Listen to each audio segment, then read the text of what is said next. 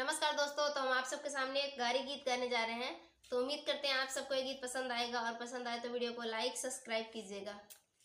जहाँ कहा बई हुआ जाबे बिलरवा, जहाँ कहा बई हुआ जाबे बिलरवा, जाबई बाबू जाबई तोहार मछ जाबई, राम दुहाई जाबई गंगा के गिरिया जाबई, दूल्हे के बाहिन से जरिया जाबे बिलरवा, दूल्हे के बाहिन से जरिया जाबे बिलरवा, जाबई बाबू जाबई तोहार मछ जाबई, गंगा के गिरिया जाबई, राम दुहाई जाबई, घोड़े ओलरबे की मुड़े बिलरवा, घोड़े ओलरबे की मुड़े बिलरवा, घोड़े बाबू घोड़े तोहार मछ घोड़े, गंगा के गिरिया घोड़े, राम दुहाई घोड़े,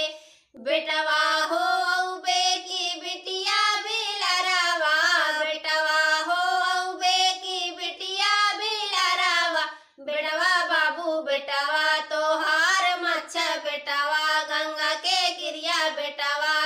राम दुहाई बेटवा, जहाँ कहा बई हुआ जाबे बिलरवा, जहाँ कहा बई हुआ जाबे बिलरवा,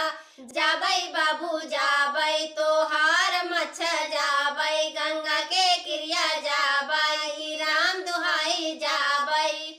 बराती के बाहिन से जरिया जाबे बिलरवा,